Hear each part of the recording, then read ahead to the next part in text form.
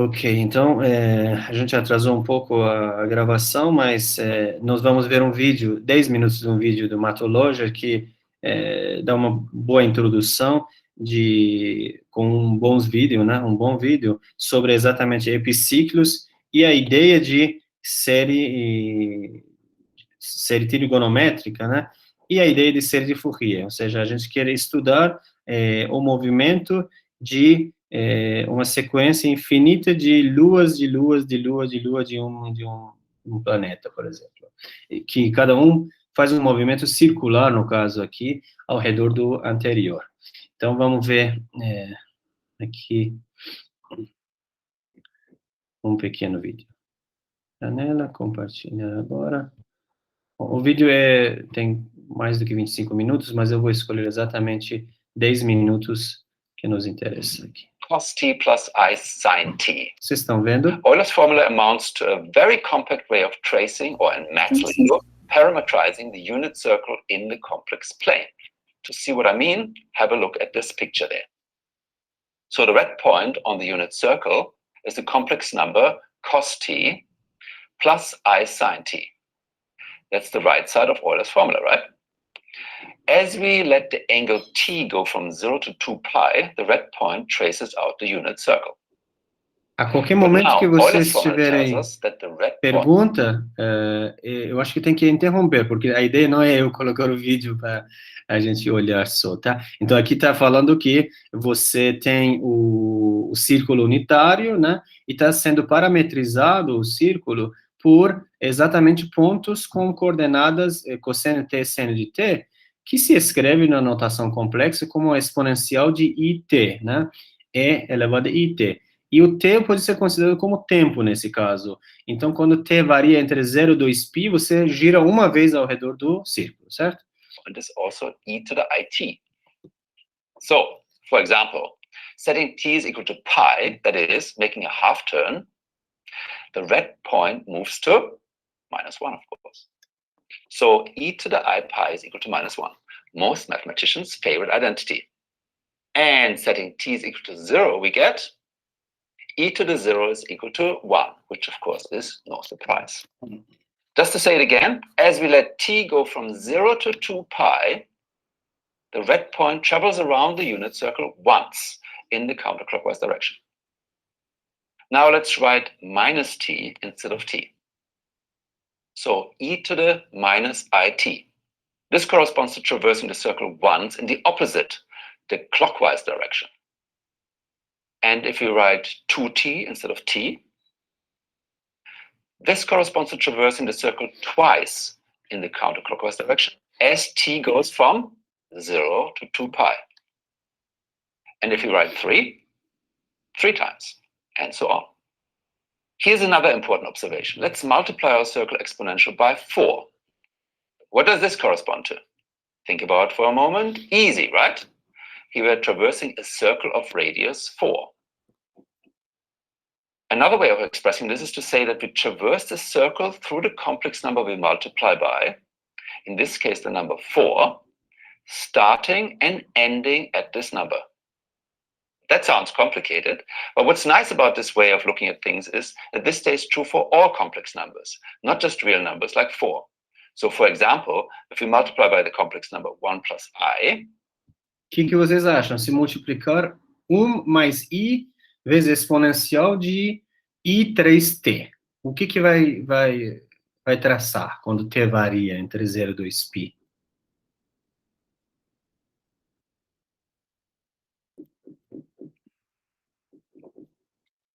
Alguma ideia? Seria a circunferência de raio 1 mais i.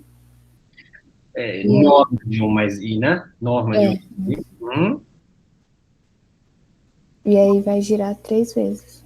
Exatamente, ou seja, ele está falando, né, como ele falou, se fosse multiplicado por 4, seria um círculo, né, 4, de raio 4, e vai girando 3 vezes. E se for multiplicado por um número complexo, vai valer a mesma coisa, só que, bom, claro, de raio tem que ser um número real, que é tamanho do vetor 1 mais i, mas passa, isso quer dizer, passa por ponto 1 mais i, esse círculo, certo? Por que ele passa por ponto 1 mais i? Para qual momento que passa no ponto 1 mais i? Em qual momento que passa por exatamente esse ponto 1 mais i? O momento t é igual ao quê?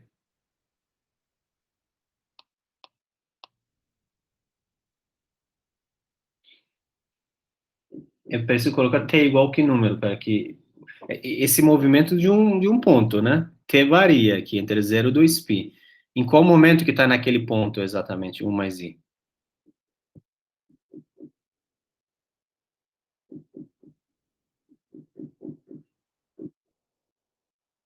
T igual a zero? Joia. T igual a zero, né? Se você colocar t igual a zero, dá 1 mais i, exatamente. Em vez de exponencial de zero, que é 1, dá exatamente 1 mais i. Beleza, então no momento zero, ele está exatamente naquele ponto 1 mais i, e quando o tempo passar, ele gira, né? 3 vezes, porém volta exatamente nesse ponto 1 mais i. Então, todos esses tipos de expressões c vezes exponencial de int, onde c é um número complexo, se você lembrar do vídeo anterior que eu coloquei do série de Fourier, que aparece exatamente no série de Fourier, os termos que aparecem no série de Fourier, eles são nada mais do que movimento de um círculo, certo? De raios diferentes. Raios são exatamente norma do Cn, né? Cn vezes exponencial de int. Então, vamos continuar a ver o que ele tem para dizer. We're now traversing the circle, starting and ending at 1 plus I. Okay, as we'll see in a moment, it's expressions of this form. Complex number times e to the I times some integer times t that stand for the different epicycles produced by the magical Fourier machine. And what is the source of the magical Fourier machine? It's a very simple property of these exponential expressions. It turns out that the integrals of these exponentials from 0 to 2 pi are always equal to 0. Uou, where did that one come from? E aí, por que esse integral é zero? Então, a primeira sacada de série de Fourier é que a integral de função exponencial de int dt é zero. Primeiro, o que quer dizer integral de exponencial de i vezes 3t? Essa é uma função complexa, né? Bom, isso quer dizer que soma de integral de cosseno de 3t mais i vezes integral de seno de 3t, tudo bem? Por que ele dá zero? Alguma ideia que esse aqui dá zero? Entre 0 e 2π, né? Será que depende de que 3 é ímpar? Se fosse par, por exemplo, não daria zero? O que vocês acham? É porque é uma curva fechada, né? É porque é uma curva fechada, não? Tá, muito bem. Isso aí você está usando a análise complexa também, né? Mas você poderia, tá correta, independente de 3 par ou ímpar, se fosse 4t também seria zero, tá certo? E isso realmente você tem razão. Você pode olhar ele como formato de análise complexa e o fato de que essa função não tem singularidade dentro do círculo. Se tivesse singularidade, não seria zero. A curva fechada, tudo bem, mas função exponencial de i3t não tem singularidade, certo? Mas você pode escrever como função real também, integração de função real, integral de cosseno de 3t mais i integral de seno de 3t. E a graça é que essas funções cosseno e seno, por ser periódica, né, e entre 0 e 2π, a integral delas dá zero, né, exatamente. Tanto cosseno de nt, a integral entre 0 e 2π dá zero, tanto cosseno quanto seno. Portanto, exponencial de int dá zero. Beleza? And how can I possibly claim that this is very simple? Well, it is actually easy if you know a little calculus. Basically, it's a straightforward symmetry argument. Any complex number we come across as t goes from 0 to 2 pi is cancelled out by its negative, which we'll also come across. Legal, né? Maybe one of you can fill in the details in the comments. Otherwise, just take my word for it for the moment. Ok. Estava claro como que ele argumentou que a exponencial de nt integral é zero? Você tem um ponto t, de exponencial de n t é um número complexo, tem um t que fica exatamente menos ele, então eles cancelam sempre, né? Tá certo? Então a integral tem que dar zero. Sim, é uma coisa heurística, digamos, mas válida. Vamos continuar. So now we're ready to reveal the inner workings of the magical Fourier machine. Let's say what we want is to trace this outline of the letter pi at a constant speed as shown. So feeding this to the magical Fourier machine, we create a chain of infinitely many epicycles whose limit moon will do exactly the tracing we're after. Here we go. If we only use the first few epicycles, then the last moon in this finite chain will trace an approximation of our pi outline. And the more epicycles we use, the better our approximation will be. For example, just using the first 4 epicycles gives this orbit here. Using 6 epicycles will give this. Here's the output from 8 epicycles, and so on. Let's now have a close look at the tracing produced by the first 4 epicycles, this one here. Here we go in slow motion. Mathematically, what you see here is represented by this sum here. There's one term for each of the 4 circles, which I've color-coded, plus the term at the top. Tá claro que está acontecendo aqui. Você tem aqui 4 termos, certo? O termo preto inicial, né, que não tem exponencial, que número, onde que está? Esse ponto aqui, vocês estão vendo o cursor do meu computador? Quando está mexendo? Tá, né? Uhum. Tá. E esse ponto é um número complexo, né? 10,72 mais 16,52 e aonde que está esse ponto nessa figura?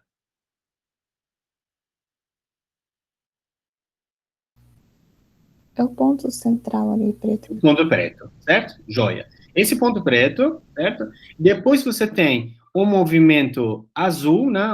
Azul, aqui que está o movimento circular, que está dando exatamente esse movimento, ou seja, T varia, ele está variando ao redor de um círculo, que se soma de novo com outro movimento, que é este círculo roxo, né?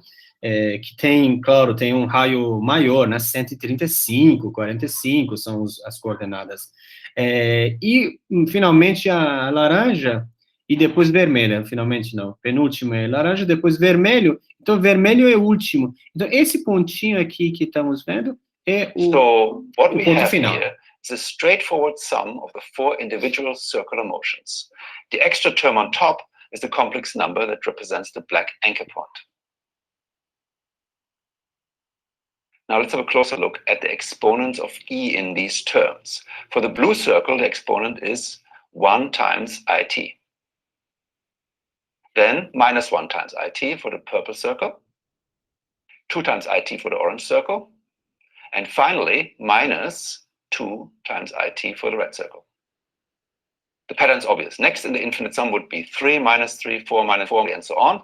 Every integer appearing exactly once, except, well, there is no 0, right? Well, actually, the 0 is there, just in disguise. Here it is. E to the power of 0 is 1. So the infinite sum that exactly captures the motion we are after is of this form here. So we're producing a doubly infinite sum. Nifty, if also a little scary. Just to reiterate, the t in everything we're doing ranges from 0 to 2 pi. And because we're tracing closed curves, starting and ending at the same complex number, the value of the sum is the same at 0 and 2 pi. This means our sums are periodic functions from the interval 0 to 2 pi to the complex numbers. And so here's another way of expressing what Fourier's magical machine does. The Fourier machine rewrites any sufficiently nice periodic function f of t from the interval 0 to 2 pi to the complex numbers as this sort of two-tailed infinite sum.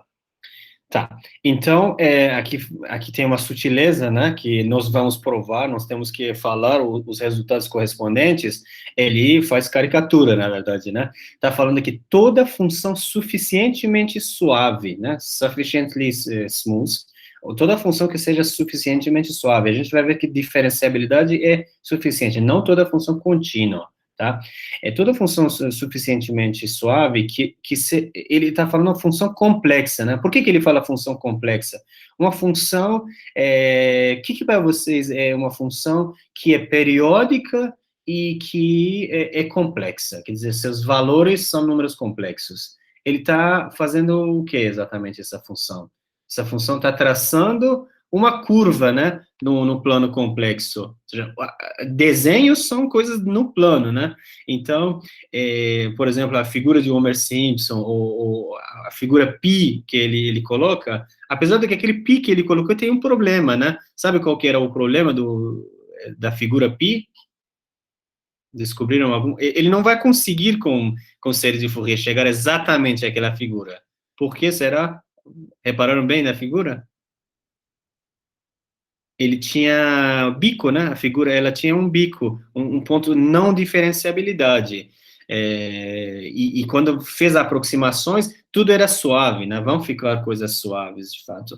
Então tá, mas, enfim, uma curva fechada, tipo aquela figura π, né? Ou uma elipse, ou qualquer curva fechada dentro do plano, pode ser escrito como imagem de uma função que é 2π periódica. Periódica porque a curva é fechada. Começa de um ponto, traça alguma coisa e termina no mesmo ponto, certo? E complexo porque os pontos estão no plano, né? Portanto, tem um número complexo que você pode corresponder. Então, o que ele está dizendo? Que série de Fourier, esse que a gente sempre está falando da mágica de Fourier, é que você escreve essa função, quer dizer, essa figura qualquer que seja, como uma soma infinita de funções do tipo exponencial de INT e exponencial de menos INT, que a gente sabe que quer dizer cosseno mais I seno, portanto, é uma soma exatamente de funções trigonométricas. Até aqui tudo bem, né? Qual que seria o próximo passo? O que a gente precisa para, por exemplo, desenhar uma curva pelo computador, né, usando epiciclos, esses círculos, para formar exatamente uma figura? Nós precisamos saber quais são esses coeficientes de Fourier, C0, C1, C2, etc. Alguma ideia como a gente calcula esses CIs, CNs? Como que a partir de F a gente pode calcular os CNs? Algum chute?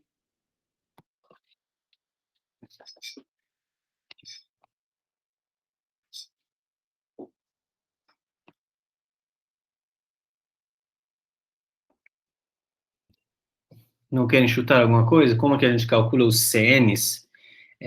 Vamos supor que F é assim mesmo. F é uma soma infinita de essas funções. E aí eu gostaria de calcular, por exemplo, C2. Alguns deles. Teria que ter aquele Diga. Sistema de funções ortonormais que o senhor passou no último vídeo? Certo. Então, eu queria... exatamente. Então, vocês assistindo já sabem como que a gente faz. Esse aqui é exatamente como calcular coordenada dos vetores, né? Você faz a multiplicação e pelo fato de que todos são ortogonais, todos morrem, apenas sobra aquilo que você quer, exatamente, né? E é isso mesmo, exatamente. Vamos ver o vídeo que está bem feitinho também. That's great. But how do we find those infinitely many complex coefficients that precisely pin down our epicycles? Well, that's where the real magic is hidden. Let me show you how you can find one of these coefficients. Let's say C2, the coefficient in front of e to the 2 times t. Let's zoom in on the 3 terms around this coefficient. To get rid of the e to the 2 times it next to the C2, we multiply our equations by e to the minus 2 times it. Now let's switch to Algebra Autopilot.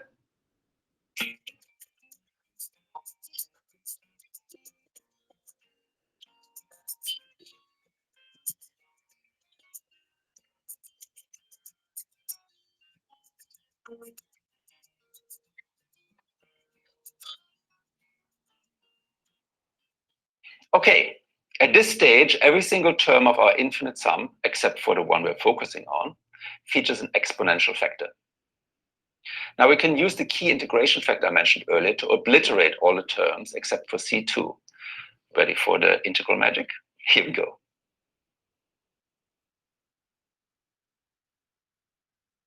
Integral. There it is. Remember, I told you earlier that all these integrals are equal to 0. And so what's left on the right is this. But the green integral is just equal to 2 pi. Dividing through, we find an expression that allows us to calculate C2. And of course, the exact same trick works for all the other coefficients as well. Legal, né? Então você And acha so an todos input of a eles. tracing, f of t, Fourier's magical machine calculates these coefficients, each one exactly specifying one of our epicycles. And here I take a bow to Professor Fourier. Absolutely amazing stuff. Of course, I've glossed over a heap of details here, but really only details. Maybe some of you in the know can supplement a bit of a discussion of when exactly this works and what can go wrong. There's also still the question of how you actually use this magic machine in practice. How you use it depends very much on how your tracing function f of t is given to you. If it comes in a nice form, you may be able to evaluate all those integrals. On the other hand, bom, eu acho que agora o resto vocês podem assistir, já se não assistiram, já vão ter bastante diversão com esses vídeos de matologia, tem outros assuntos também, mas aqui a gente para continuar, ou seja, agora vai explicar em 1 minuto também, essa muito curto, que como você calcula eles, depende de como você tem a função, né, se a sua função está dada explicitamente, você tem que ter coragem de calcular essa integral, certo? E se na vida real ele vai explicar como que você faz, tá, você tem um número finito de pontos, né, na figura de Homer Simpson ou aquele desenho pi, com um número finito você tem que fazer uma interpolação para calcular essa integral também, que são métodos numéricos, tá certo? Então, depois, ou seja, a aplicação de como aplicamos, isso é método de como calcular essa integral, mas a ideia que eu queria passar, que tínhamos passado no vídeo anterior, é quais são esses coeficientes de Fourier e como calculá-los, né, os coeficientes. E você vê que a magia é exatamente no fato de que essas funções são ortogonais 2 a 2. Quando ele multiplicou por exponencial de menos i2t, e depois pegou integral e deu 0, é exatamente o produto interno entre duas funções, né, com linguagem mais profissional, digamos, de álgebra linear, tá bom? Então, eu acho que a gente pode já tirar esse vídeo e vai para...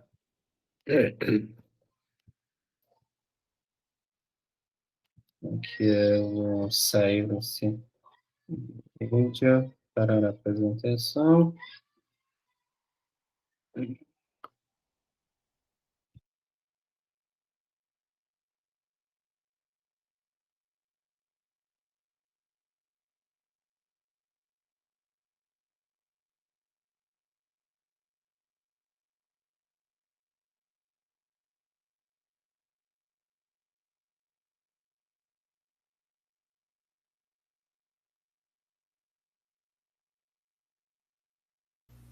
Professor, o senhor está falando alguma coisa? O senhor está mutado nas duas contas. Desculpa, eu aqui... Agora estão ouvindo, né? Sim. Compartilhar a tela. Aqui tem que sair de uma para outra e agora iniciar a transmissão pelo tablet.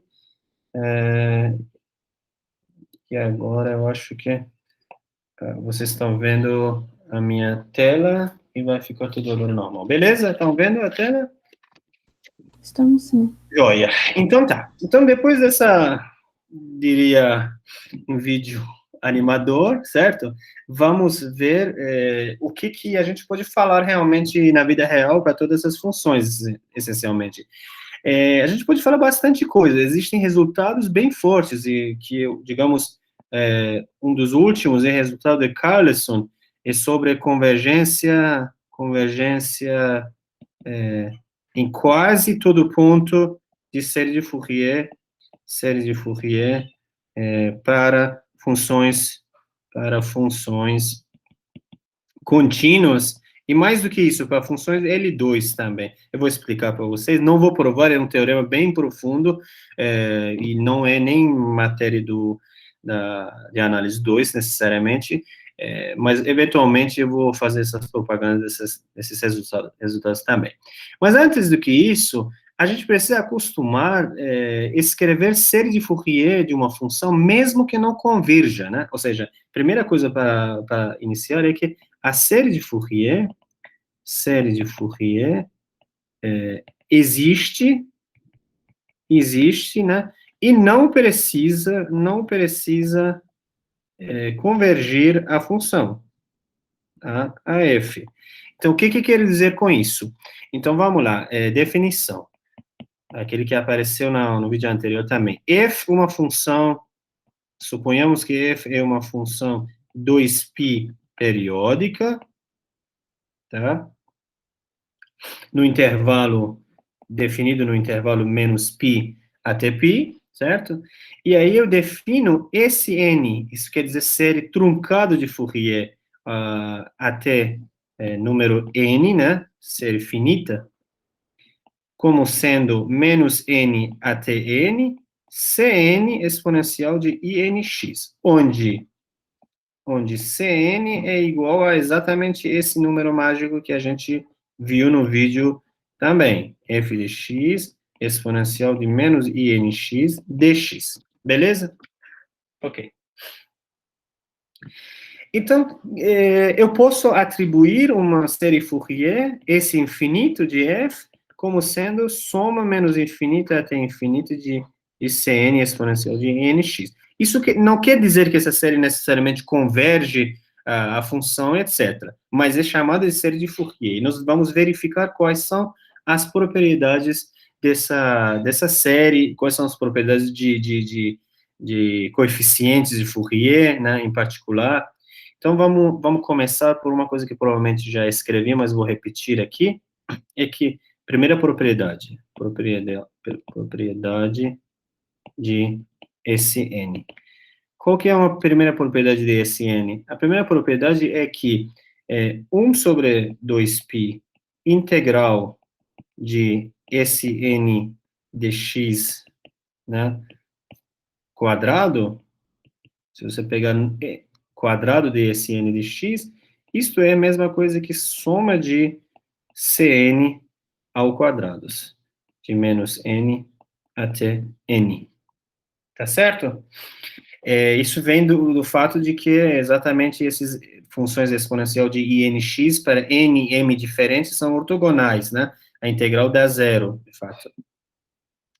E isto aqui é menor ou igual que 1 sobre 2π menos π até π, integral de f de x quadrado d de x. Vocês sabem de onde que veio isso? Isso, de fato, eu estou escondendo algumas coisas, porque vem do vídeo anterior, que a gente tinha aqueles Cn e gama n's, né? Deixa eu ver se eu tenho aqui o texto do vídeo anterior, está aqui em cima. Isto, exatamente, eu tenho aqui, certo? Então, bom, o resultado era isso que eu estava demonstrando, o resultado é isso, que é um sistema ortonormal, etc. E depois a gente, para demonstrar, fez as contas que está no vídeo, mas finalzinho, eu queria ver aqui o final. Isso. Então, isto. Integral de f menos Sn ao quadrado é igual a... Na verdade, não é exatamente isso.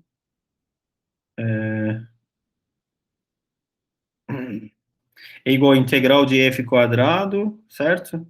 Menos soma de cm ao quadrado, certo? Então, tá. Deixa eu só um minuto, o que a gente está querendo mostrar? A gente quer mostrar que... Ótimo. Então, a gente quer... Perfeito. Aqui já está dizendo a desigualdade que estava falando.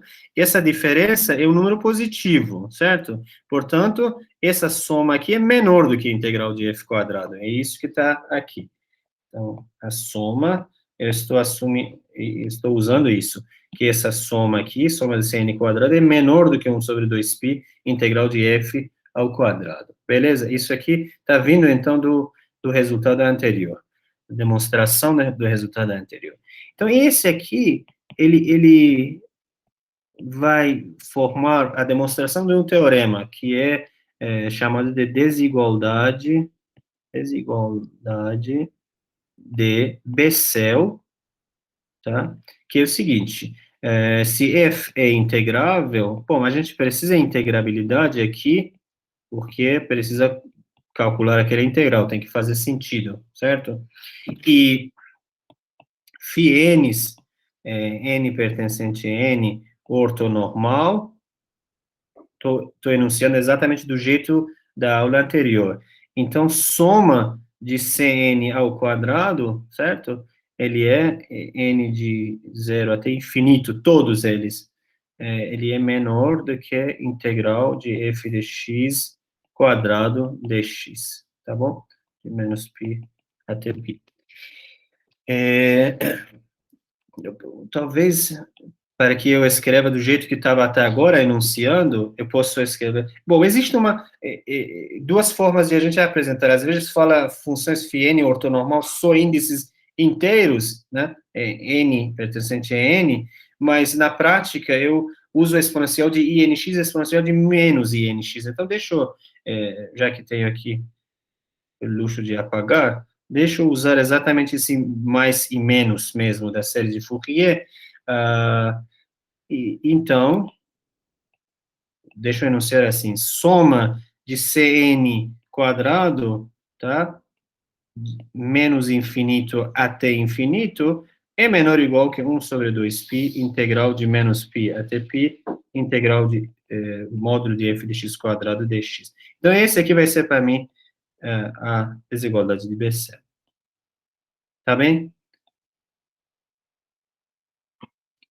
Então, soma de série de coeficientes de Fourier é convergente. Essa que é a mensagem. A série de Fourier, os coeficientes convergem. Essa série é convergente. Soma de Cn ao quadrado, n de menos infinito a infinito, sempre é convergente, como corolário. Beleza? Como corolário, a gente conclui que essa série converge, e em particular, Cn tende a zero. Não é isso? Quando n tende a infinito. Toda vez que você tem uma série convergente, a gente sabe que uma série convergente, um enésimo termo, converge a zero, certo? Isso aqui é importante por seguinte, porque o que na prática a gente faz com séries de Fourier? A gente talvez não tenha tempo de insistir muito. Essa disciplina tem muitos assuntos que, se a gente quiser aprofundar, gasta muito tempo. Por exemplo, na EDP, na equação diferencial parcial, na EDO, etc. Você usa a série de Fourier para resolver equações. Isso quer dizer que você finge que a tua função é uma soma infinita e trata derivada, etc., né?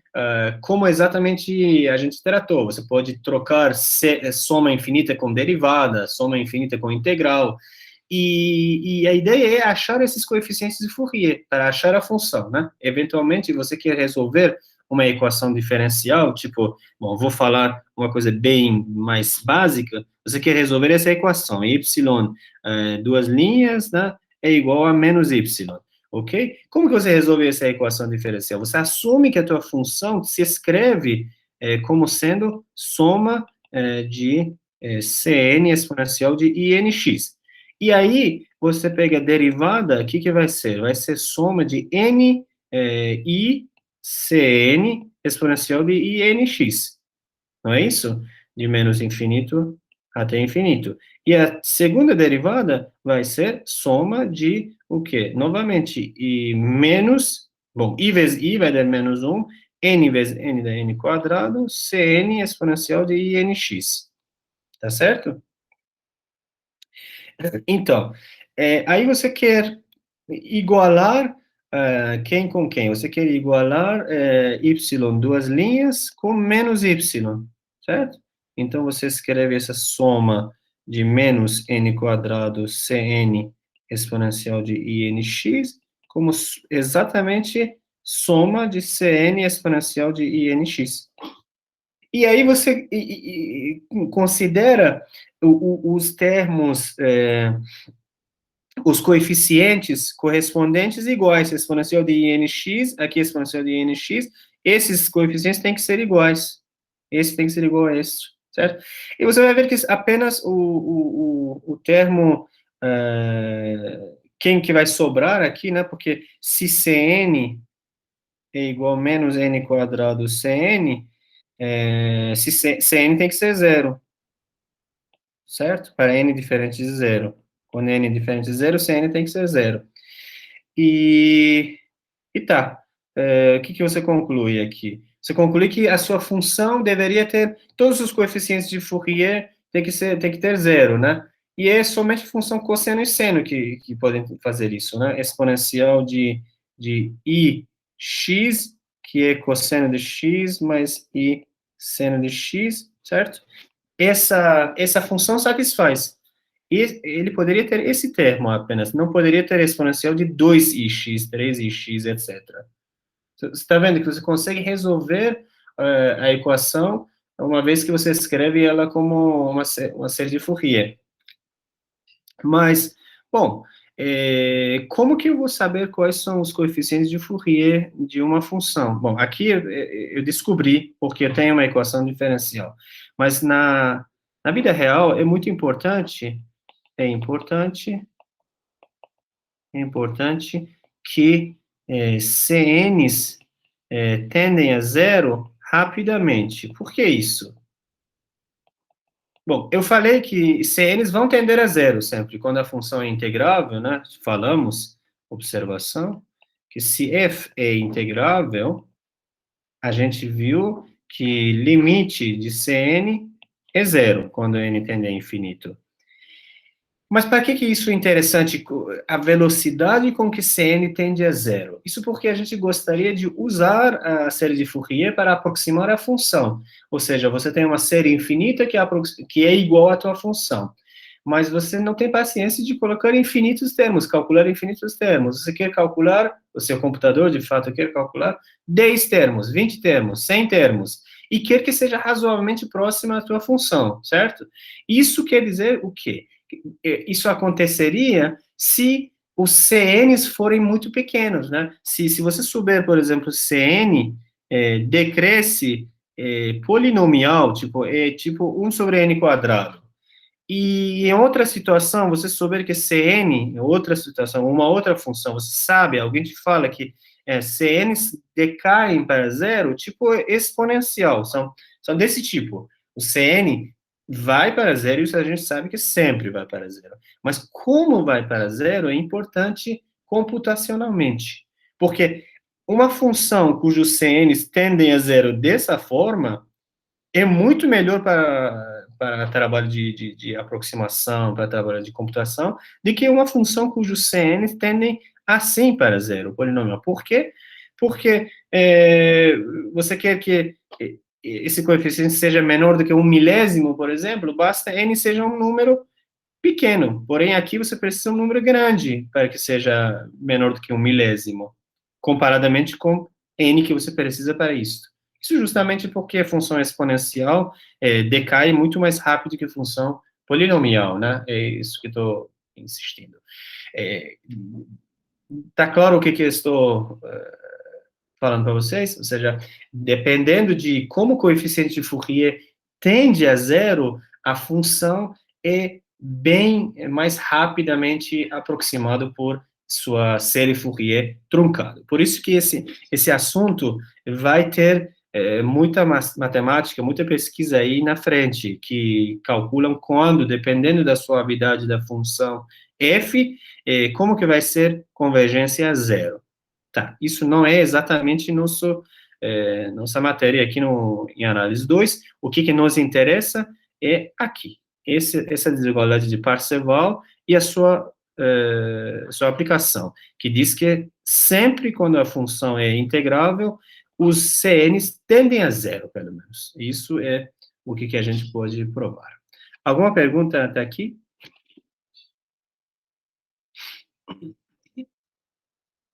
Bom. Deixa eu ver como que... Vou continuar com vocês. assim. Então, eu vou fazer o último resultado, que é o seguinte teorema. Também chama um teorema de Parseval esse aqui, que é assim. Sejam f e g funções integráveis em menos π e π, tá? E f de x tem série de Fourier. Quando eu escrevo dessa forma, quer dizer, não é igual necessariamente. A sua série Fourier é a série que eu escrevo. Cn exponencial de inx, e g de x tem uma série de Fourier, que é menos infinito a infinito, de gama n exponencial de inx, tá? Então, temos as seguintes propriedades. 1. Limite, quando n tende a infinito, de 1 sobre 2π, integral de menos π até π, de f de x menos esse n de x quadrado dx é zero. 2, 1 sobre 2π, integral menos π, f de x, g de x barra dx, é exatamente soma de Cn gama n barra, menos infinito até infinito. E, finalmente, o terceiro, que é corolário do segundo, não é nada mais do que o segundo, 1 sobre 2π, integral de menos π até π, de f de x ao quadrado dx, é soma de Cn ao quadrado menos infinito infinito. Tá. Eu vou explicar um por um o que eles querem dizer, tá? Vamos ver se a gente demonstra. A demonstração aqui seria curta, usando os resultados, tá? Não tão curta assim, mas dá para fazer em 10, 15 minutos. Mas antes disso, eu preciso explicar exatamente cada um que está dizendo o quê. Então, dando uma função, eu falei que o sonho do consumo é escrever essa função como uma soma infinita, né? De Cn exponencial de nx. Igual mesmo, às vezes não é possível, tá? Bom, isso precisa ser dado exemplos, tá? A gente pode colocar como exercício algum exemplo. Vou tentar escrever na página alguns exemplos que f de x não é exatamente a sua soma. Porém, você tem uma função integral, você sempre pode corresponder à sua série de Fourier, dessa forma. Onde Cn são dados com aquela integral, 1 sobre 2π, integral de f vezes exponencial de menos inx, dx. Beleza? Então, o primeiro termo aqui, ou a primeira afirmação do teorema, está dizendo uma coisa super importante. Está dizendo que tudo bem que a função não é igual à soma, porque se fosse igual, quer dizer que a diferença da função com a soma parcial tenderia a zero, né, pontualmente. Mas algo acontece, independente de que converge a função ou não. Isso se chama convergência em L2.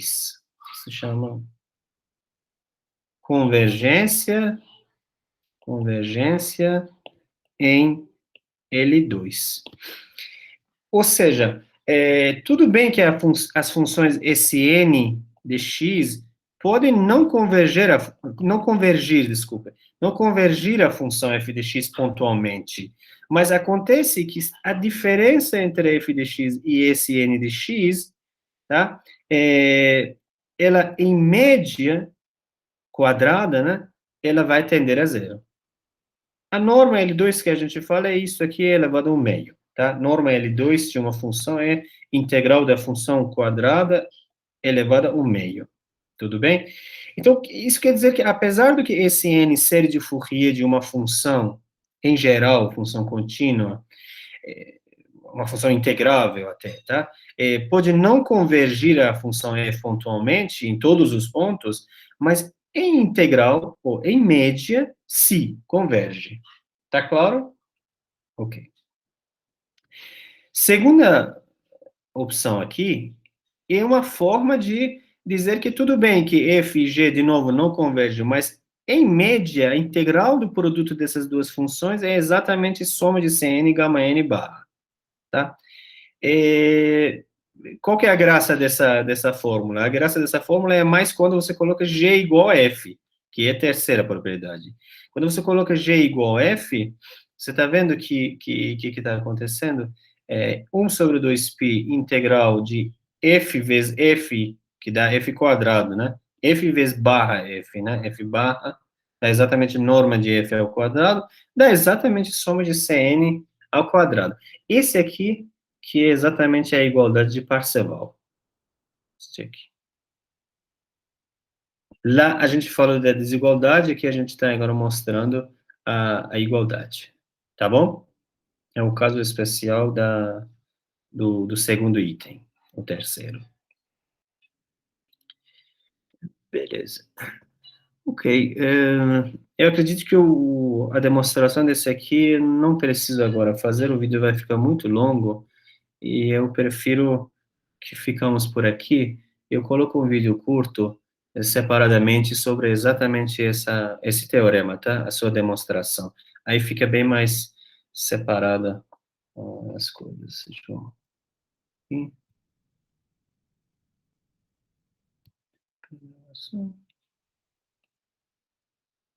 Bom, eu interrompi a gravação e estou aberto se vocês quiserem fazer alguma pergunta, podem fazer a pergunta, senão a gente vai ficar para a próxima reunião. Professor, Diga. o que é o L2? L2. Então vamos... L2... Tá gravando ainda, não sei se... Oi? Tá marcando pra mim que o senhor ainda tá gravando a chamada, não sei se o senhor tava com previsão de tirar. Eu falei interromper a gravação.